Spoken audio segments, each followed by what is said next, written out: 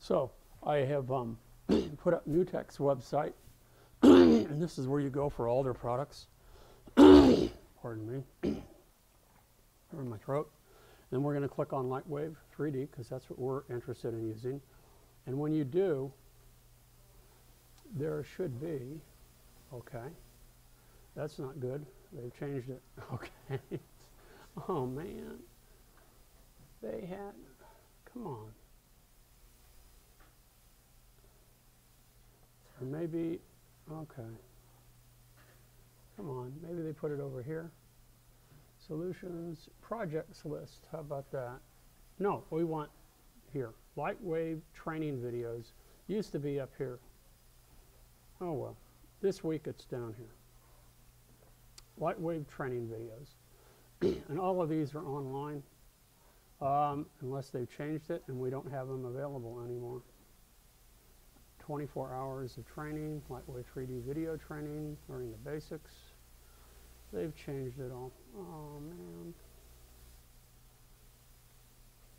Free video training, let's look here because we're not paying for anything. That's here, Lightwave 3D video training, learning that. Let's just try, let's click on here for a minute and see. Edges, so a lot of these are new, but there were some nice old ones too. Multi-shift, connect, advanced camera. So most of these are for Lightwave 9. Okay, that doesn't help us. So let's go back. And let's click 24 hours of video training, and maybe that's here. Modeling. Grid, modeling. Tools. Well, multiplying. Let's read the whole thing.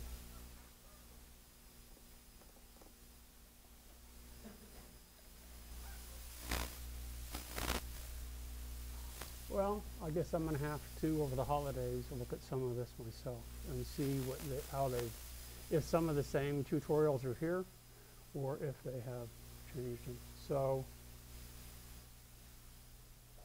oh well, that was a thought. Well, this is where these exercises used to be, so let me go ahead and do it. I'm going to switch back to Modeler, and that's where we're going to spend our time in here. And as I said, I'm going to use organic modeling techniques to build a mug, you know, the kind of mug that you would build in a ceramics class. So what we'll do is we can start with either a disc or a ball. It doesn't make any difference. And we can go ahead and click and drag to make the base of our mug. And that's all we need to do. And I want to make sure that the X and the Y are the same, and that there is no height at the moment, and that's just hunky-dory. Now I want to build a little bit of height to it, and I could have done that already since I used the disc tool. But remember, under multiply, we can use extrude if we wish, and we can click and we can drag to pull it up just a little bit. And if I zoom in here a little, let's see what we see. Notice that it's inside out. Everybody see that? So I can either leave it or I can flip it, whichever. I'll just go ahead and leave it, and I'll hit F for flip, and now it's right reading. Okay, so now I'm ready to use the bevel tool to build the rest of it. Okay, and it's pretty straightforward. What we can do is we can select the top polygon, make sure that polygons are selected, and we'll go ahead and hit B for bevel. And the way that they have done it in some of the tutorials, maybe because it's an older versions, maybe because I learned a little bit differently, is that I, rather than put any measurements in here, unless you've worked on something before and you're pretty intimate with it, and you know that you want to move it just 1 millimeter or 3 millimeters or something, then it doesn't, it's all visual, doesn't look right to you. So I would rather zoom in here a little bit. And just with bevel selected, just click, and that's it. I've added geometry to it. Turn bevel off, and I'll hit T for move, and go ahead and move it up like so. So I've added quite a bit. So here's my the outside of my mug. And now I want to build the inside, and we did this pretty much when we worked with Reboot, and I was showing you how to build the bowl that was going to be used for the speaker of his voice. It's really the same thing. I'm going to go ahead and zoom in a little bit. I'm going to hit B for bevel, but this time I'm going to right click to move out, like so, to right click to add it, and then move it in a little bit so that we're gradually going to round it. We're adding geometry to round the edge, and then we're going to add geometry to make the interior. So once again, I'll hit right click again, and I'll move it, and I'm moving it horizontal, so I have a little bit of the lip there. Or like if I want, I could move it up again. I'll just leave it there. And right click again, and we'll move it down. And when I move it, I also want to look at the back and or the right view to make sure that it's lining up with the other stuff, the other geometry that I've already created. And now I can right click again, and I can pull it again so it curves a little bit. If I wanted to curve a little bit more, so it's a little bit more rounded in there, I can.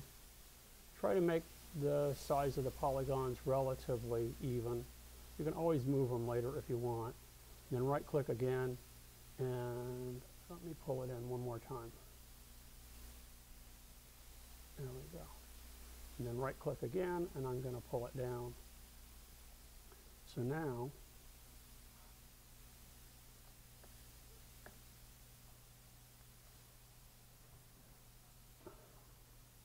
I didn't want to add that. So let me undo that.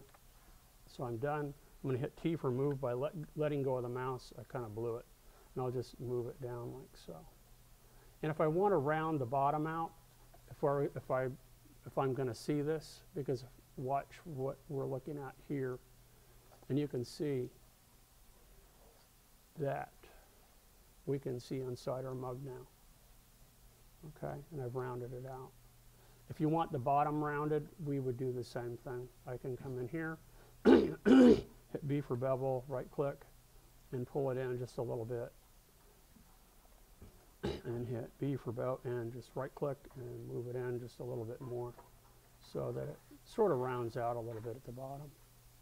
And I'm done with the bevel, so turn off bevel. Okay.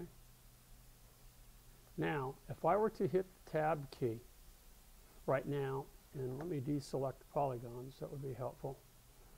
Watch what happens. I get an error message. Remember, it says that it's only looking for 3 or 4 pointed polygons. I'm going to click it anyway, because what it sees and what it doesn't like is that the original circle that I was working with, or disk, has more than 3 or 4, and it doesn't like that. And we can fix that at the very end if we want. We can either eliminate it, as we did with the Reboot character, or we can ignore it. It's up to you. It depends. If you see a nice smooth mesh here, there's textured wired. We just look at textured, and we see the cage. Notice how everything rounds off really nicely. And it looks like it's, rather than, you know, made with a machine, it looks a little bit more like it was sculpted in a ceramics class. So here I have the bulk of my piece made, but now what I want to do is I need to build out the handle.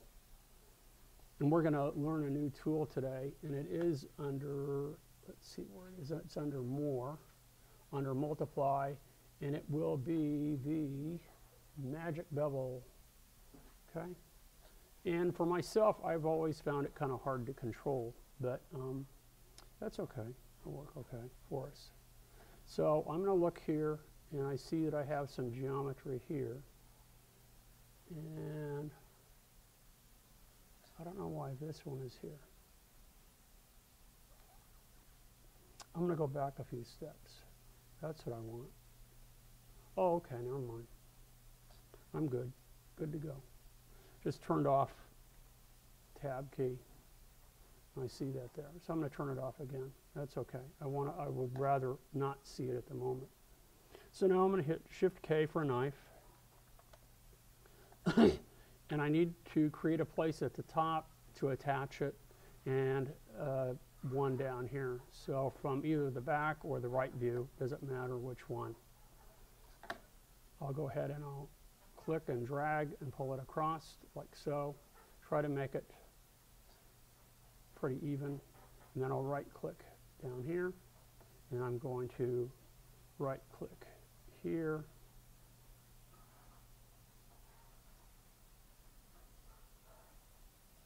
And then I'm going to right click here.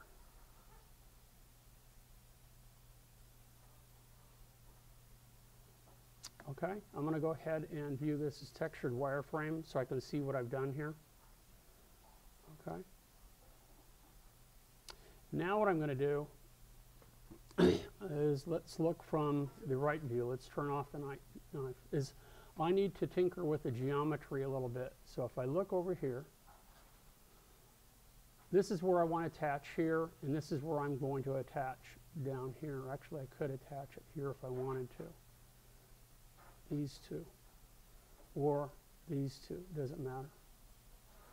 So I'm going to start here, and actually instead of selecting both of them, in order to make this look a little rounder, I'm going to select points instead. So let's select this point, and let's select this point here. Okay, and now what I want to do, oops, I don't want those either. I don't want those. I want them right here along. It's easier if I select the two along the axis here. And now what I can do is I can use the stretch tool, and I can do from center of selection mode or from action center, center of mouse, it doesn't matter. But if I do that, I'm going to go ahead and zoom in a little bit so I can see what I'm doing. And when I stretch, notice how I pull them out now and make it more of a hexagon. And I'm going to do the same, and I didn't want that to bowl out like that. So let me do it from here instead. Let's push it up. So that's an important thing to note, and why. It's actually a good reason to, when you're done with any kind of movement, to look around and see if anything kind of glitchy has happened, and it did. By selecting here, it caused it to pull out, and I don't like that. Turn off. Tool, deselect, and let's go ahead and select. I'm going to select down here these 2 points, and we're going to do the same thing. I'll go ahead and select the stretch tool, and we're going to move it up like so. Make it look pretty even. Okay, turn the stretch off, deselect the points, and now I'm almost ready to build out. But before I do, I want my handle not built of 2 separate polygons. I want these to be merged into one. It will be easier, so I have one solid handle. Does that make sense? So I'm going to select these 2. I'm going to switch to polygons. That would be helpful. These 2. And then we're going to go to detail, and we're going to merge polys right here, or Shift Z. And now it's just one. Deselect the polygon. And now let's select these 2, and let's repeat the same thing. We're going to merge polys. So now it's just one. Now I can build one big blobby handle. And when I'm done, I will not need these polys. So notice over here what I have selected. I'll deselect. Let's select the top polygon here. And instead of the right view, I'm going to look at the left view so I can build it from over here like so. Now, this for me is the tricky part. Not that it's hard, it's just as I said, I find the tool sort of awkward to use. So what I'll do is select under More, and I want to make sure that I use Magic Bevel. And when I do, look at what I have up here. This allows us to extrude, and that's pretty much what we want to do. We're extruding from here. I want it to align to path. I want the things to align to the path, and symmetry, precision, 10. We're just going to leave it all. The scale, I'm going to leave it 100%. So I don't want 90. I want 100. Whoops. 100. Not 1,000. That'll really screw me up. Okay. Now from here, you notice these little blue nodes. What it does, it highlights all the polygons and what you can do now, and this is good for building a number of different kinds of organic models where if you, for example, wanted to build an octopus and you wanted the tentacles to come out. So you start with the box for the body of the, or a sphere for the body of the octopus. And then you can select individual polygons going around it, and you can use this magic bevel to pull out and to taper as you go.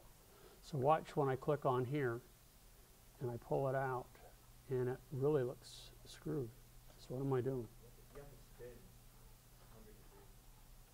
Oh, yeah, no wonder. Okay, let me undo. What did I do? What did I do? Okay.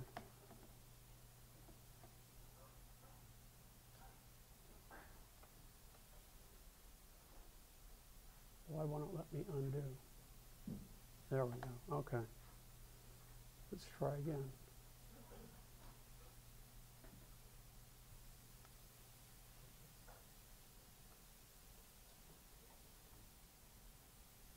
What am I missing?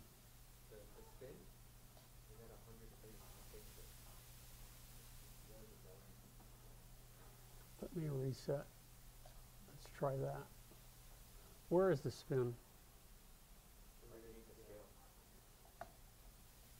Yeah, you had it at 100. Oh, the spin was at 100? Yeah. Oh, okay. Didn't pay attention. But scale is at 90. It's back again. I'll just leave it, and then we'll change it afterwards. So now I'm, no. This is wrong. See what it's doing? Let me go back to reset, and let's try again. I'm going to set, spin really was at 0, at 100, huh? No, it was at 0. Oh. So something else is going on here. Let's click again. Actions, let's reset. There we go. Okay, let's just leave it at the 90-degree scale, and I will correct it afterwards. So I'm going to click and drag, and it pulls it out. And notice how it automatically tapers it. That's not exactly what I want, and it looks pretty crude. So what I can do now is we'll go ahead and change this to 100%, so it's the same size. I also need fewer nodes. So what we can do, instead of extrude now, is I can delete some knots. And I'm going to start by removing every other knot for starters.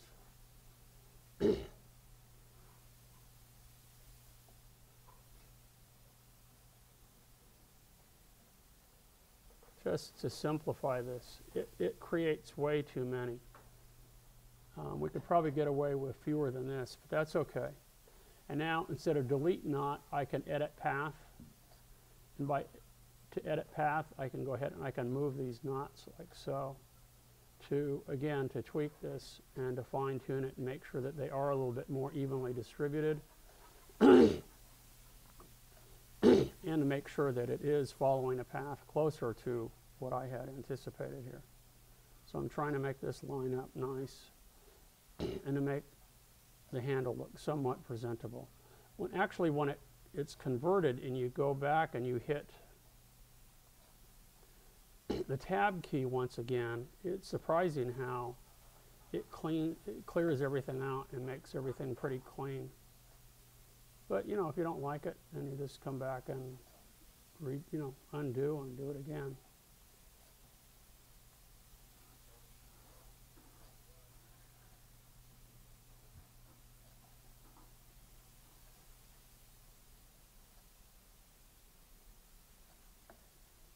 Okay, let me look at this in perspective view.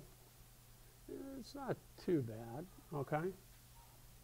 And it's not attached yet, and nor should it be, and that's okay.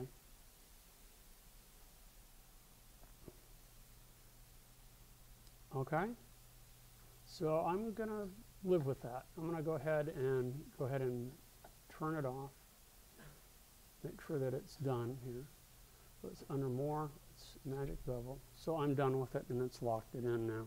You can still go back and you can change points, or you can edit things in a different way, just not using the numeric requester.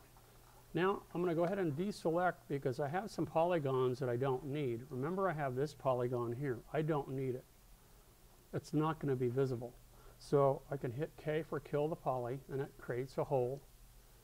Spin it around, and you'll also notice in here, remember that polygon at that end? I don't need that one either. This is similar to when he was making the hand and he was pulling out the fingers and stuff, and there were polygons at the end that he just didn't need. So I'm going to go ahead and kill the poly there. And now what we're ready to do is to weld this together, just like we did when we welded the foot to the leg in Reboot. It's no different. And then we can come back and we can use the drag tool or any number of other modify tools to clean up, make sure that the path is pretty smooth. But I'm going to go ahead and weld it right now, and I'm going to do it from the perspective view.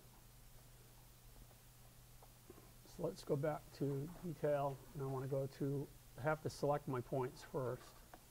So click here, then here, and let's go ahead and weld. 2 points selected, that's good. So remember, I'm clicking here first because I want this to attach to this. And if you can't remember, which I can't remember oftentimes, it's going to go the other way. You just undo, reselect the point, deselect the points, and then reselect them so that it's going in the other way. Does that make sense?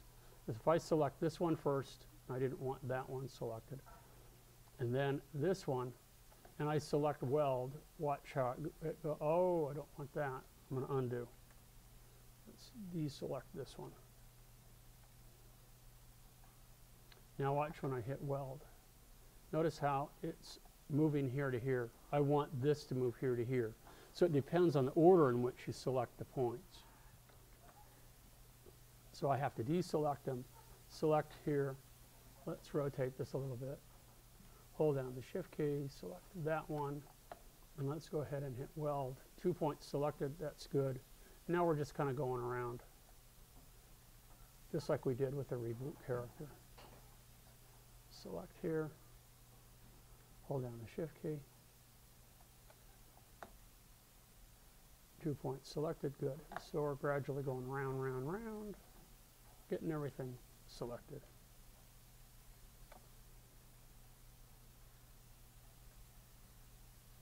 Finally, last ones. Weld. Okay. And again, at the moment, oh, we still had the top to do.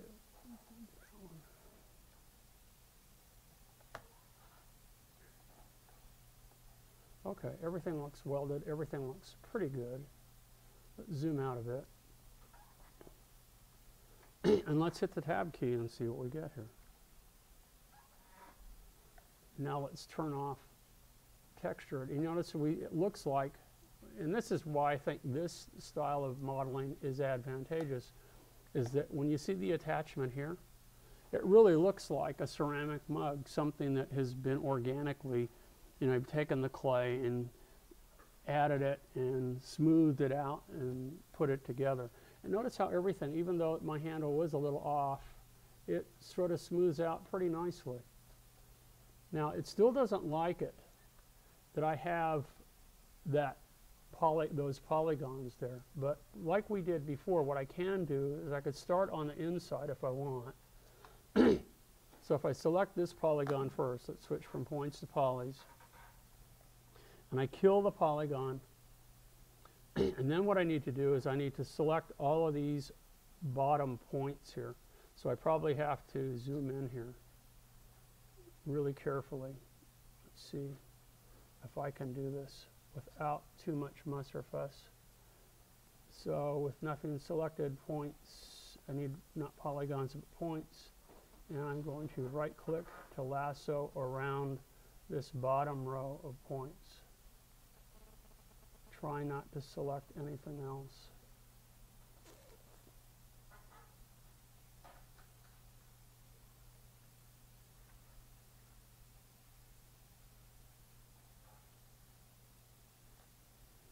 lucked out. How about that? Wow. Doing good today. Now what I can do from the top view, zoom out just a little bit, and again, make sure in this particular instance, it's under mode is center of selection. It will work best because I want, when I scale this or when I go to modify and I select stretch this, either way, I want to make sure it's done uniformly from the center. And now when I click and I drag, oops, got to select it first. Oh, no, no, no, no, Mr. Bill. Oh, no, no, no. I want all those reselected. Oh, please, edit, redo. Damn.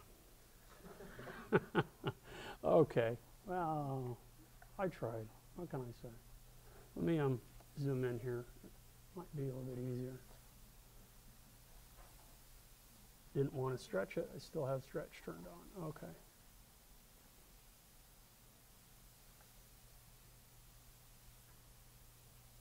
Notice that I have some overlap here with the handle.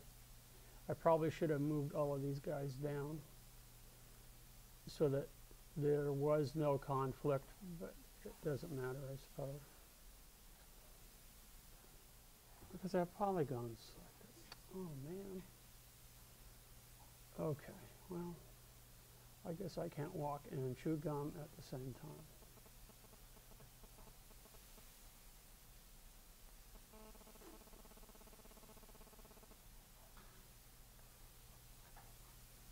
Looks pretty good.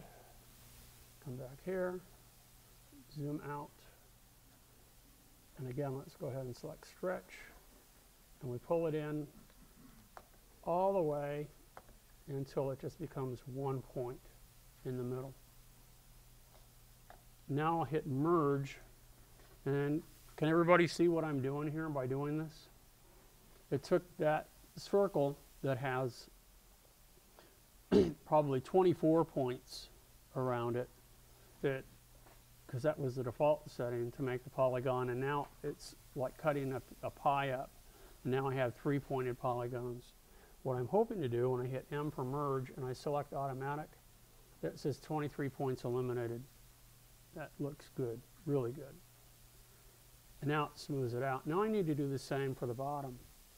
So I can go ahead under here and I can select this polygon.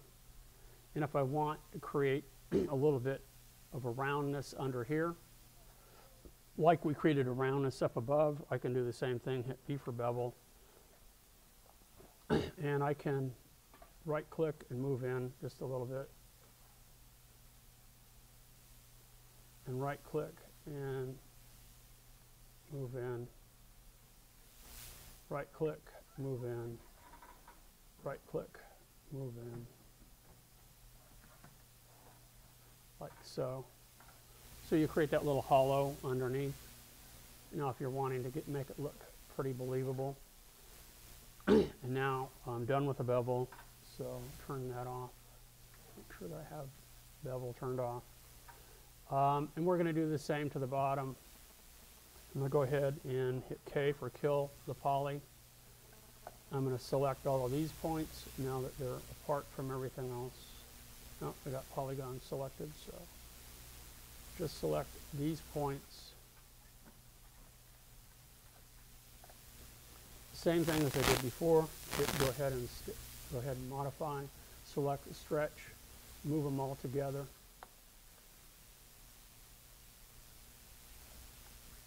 And we're going to go ahead and hit M for merge. And I'm hoping that we get 23 points. Boom. And again, if you want to really clean up your model, by doing that, watch what happens when I hit the tab key. I don't get that error message anymore. Now for this, I probably didn't have to do this. It looked like it was rendering or building the model just fine.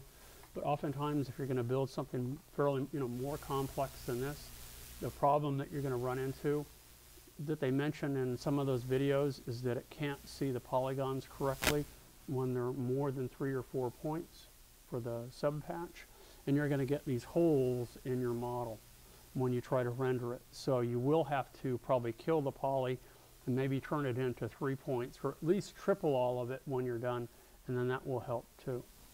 So let's go ahead and hit tab. Whoops, I already did hit tab. So it looks pretty good. Okay, so there's my mug, using organic techniques to do so. Any questions about what I did? No? This is pretty. We're going to do the same thing on Wednesday, and I will build a fork. And the fork is really the same principle. You take a box, and we'll go ahead and we'll divide it up so that we can pull the prongs out, and we'll use bevel to pull those individual prongs out, and we can resize them, and we can use the what are we going to use?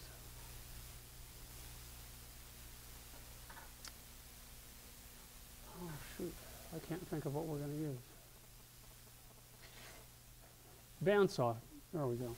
Bandsaw tool in order to add geometry to something that's already started simple, and then cut things apart, weld them together, so you get, it to look pretty decent. Now, if you're not happy with how this looks, you can always go back and you can edit points, and you can move them around and move them, reconfigure it. I'm pretty pleased with the handle, though. It came up pretty symmetrical and looks much better than I had thought it would. Looks pretty good. The edge up here is a little bit too sharp for my taste. So I'd probably select this outer row of points and move them down to round it out a little bit. And the same for the bottom here. Move those in and a little bit. Okay? No questions? Okay. Then that's how to create a cup using organic modeling techniques.